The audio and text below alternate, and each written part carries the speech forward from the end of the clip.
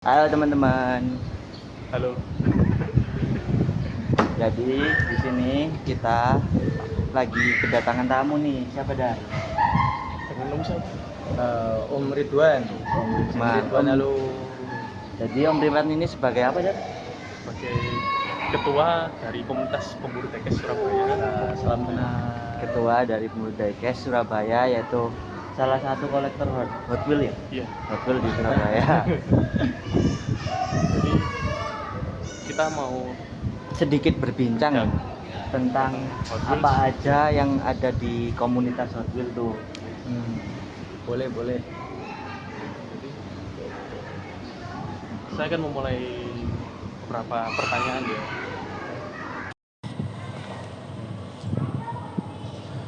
Oke, jadi pertanyaan pertama, fungsi struktural dalam sistem komunikasi di lingkungan komunitas itu ada apa aja sih? Oke, aku jawab ya, Mas Haidar. Kalau misalnya ada apa aja di lingkungan komunitas itu memang tergantung dengan komunitas itu sendiri sebenarnya. Kalau misalnya sekarang ini kan Mas Haidar ini kan lagi ketemu sama saya atau kami yang memang basicnya komunitas dari segi mainan atau mungkin bisa dikenal dengan komunitas diecast. Kalau di diecast ini sebenarnya untuk strukturalnya nggak terlalu ribet kok Mas. Jadi ya mungkin tadi setelah kita perkenalan ya saya sendiri mewakili komunitas pemburu diecast Surabaya ini kan sudah tahu sebagai ketua. Nah itu di bawah saya juga ada yang namanya wakil, habis itu ada yang namanya bendahara, ada yang juga namanya sekretaris. Habisnya itu kita juga punya beberapa sisi untuk koordinator di lapangan itu supaya setiap event atau kegiatan-kegiatan yang dibentuk sama komunitas ini berjalan dengan baik. Jadi sebenarnya untuk strukturalnya yang kita ini sama seperti pada umumnya aja. Yang penting segala kegiatan aktivitas komunitas itu bisa terlaksana dengan baik ke depannya. Gitu Mas Haidar. Siap. Lalu pertanyaan yang kedua, bagaimana sih harus pesan atau informasi kebijakan dijalankan?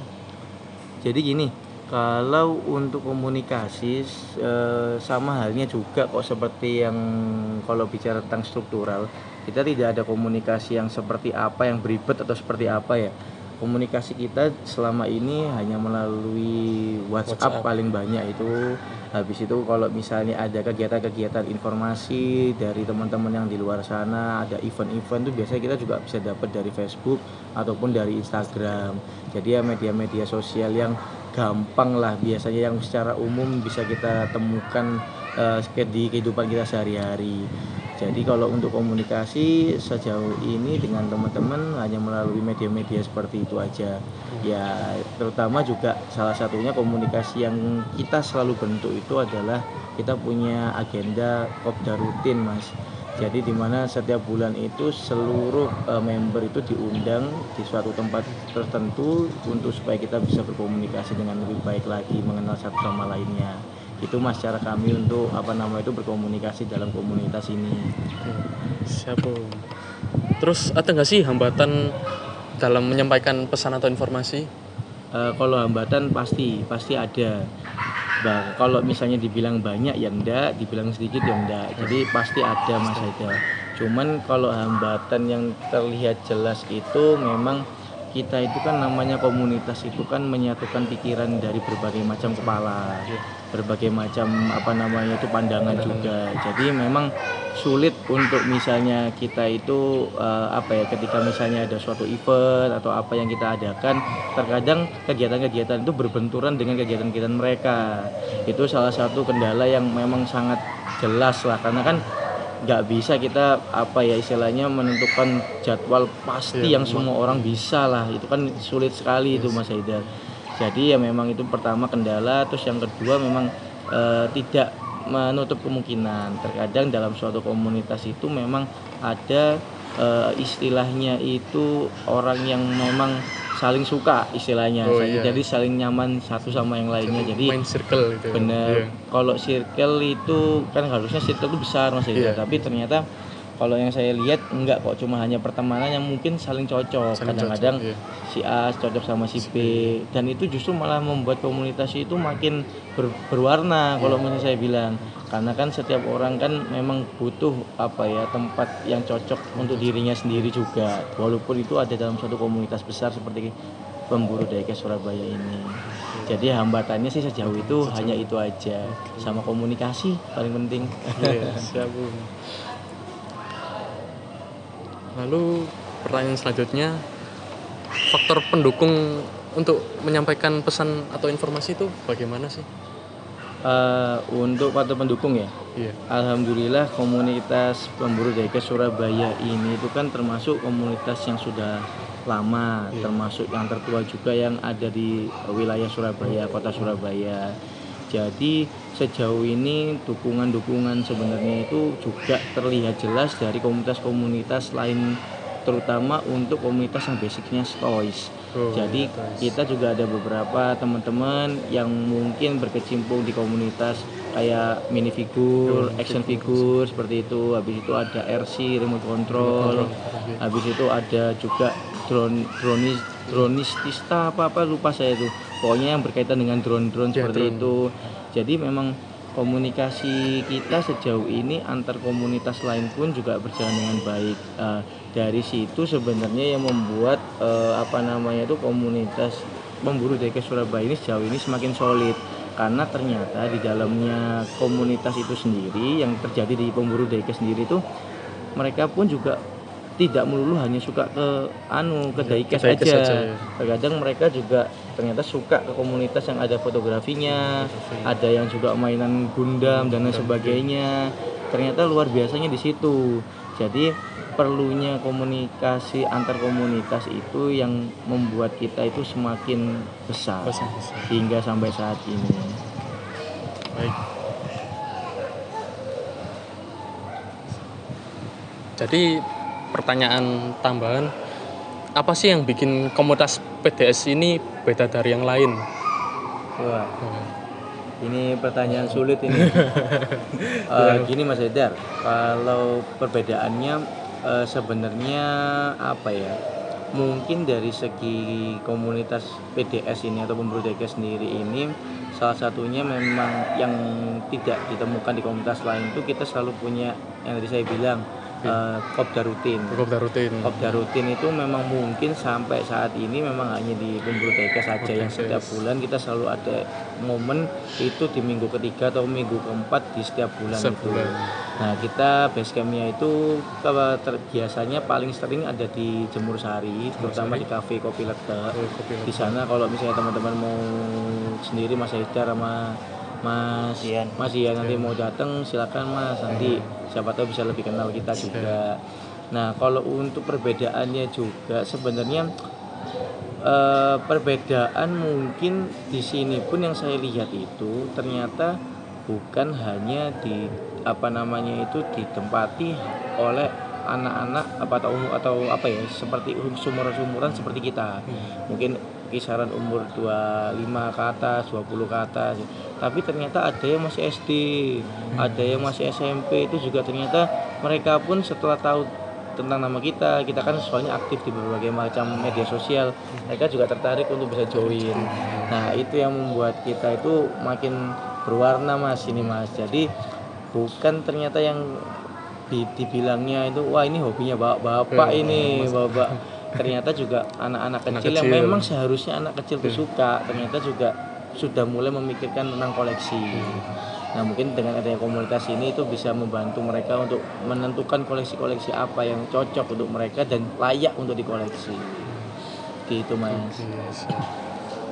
Jadi pertanyaan selanjutnya, ada nggak sih strategi untuk orang baru itu biar tertarik sama Hot Wheels terus join ke komunitas kita gitu? Istilahnya kayak ngeracunin gitu. Ada, jelas ada ngeracunin. Paling gampang yang biasa dilakukan sama teman-teman termasuk saya, itu caranya itu kita harus punya koleksian dulu Mas. Soalnya kalau misalnya nggak punya koleksian dulu, gimana kita mau ngeracunin teman-teman?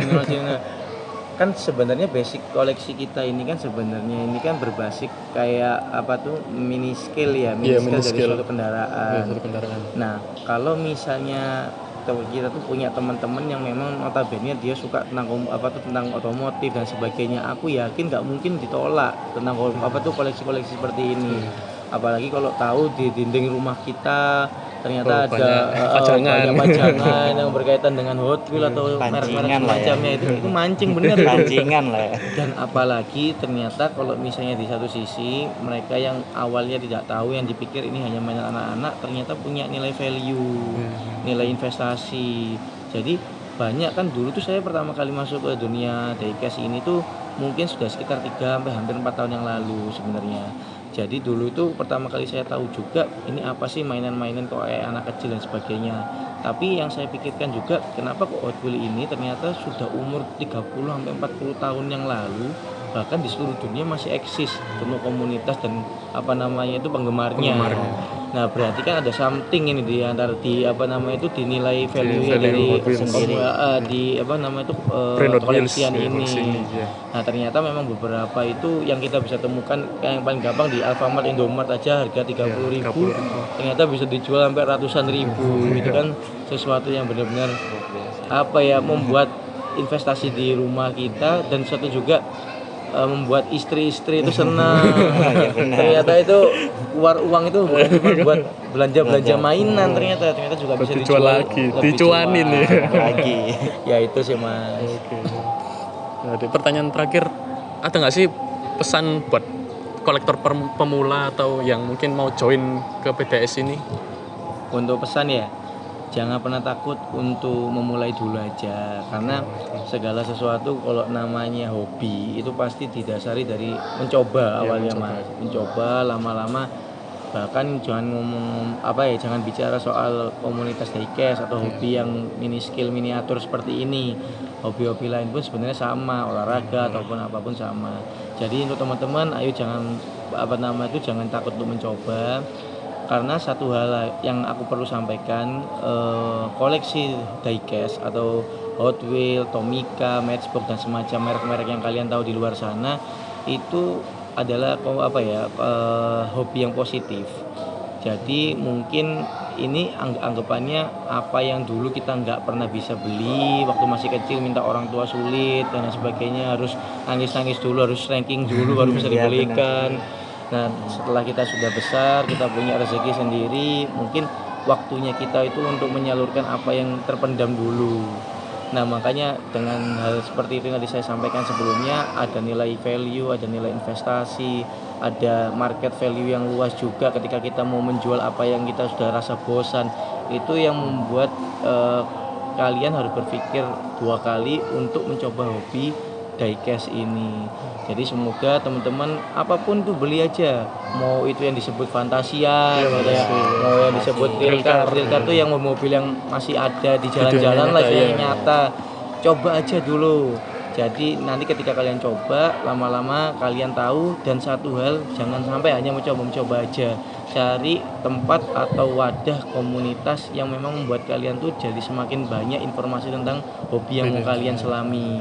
Itu sih saran dari aku. Semoga teman-teman yang tertarik dengan dunia diecast bisa coba-coba cek di Instagram Pemburu Diecast Surabaya untuk lebih kenal kita, karena di sana pun kalian juga bisa ngelihat hasil-hasil fotografi terbaik dari masing-masing member setiap harinya yang berbeda-beda temanya. Mungkin itu salah satu yang membuat kalian juga tertarik untuk masuk ke dunia hobi yang saat ini aku geluti. Itu Mas. Siap Pasti lebih tekan. Oke teman-teman, segitu aja perbincangan kita pada sore hari ini. Cukup seru kan? Jadi kalau gimana itu? Yang mau join bisa nanti dicantumin Instagramnya Pemburu Diecast atau ya komunitas lain juga.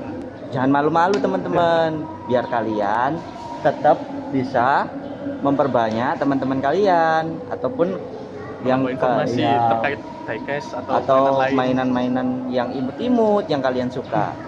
Dadah, see you. Terima kasih.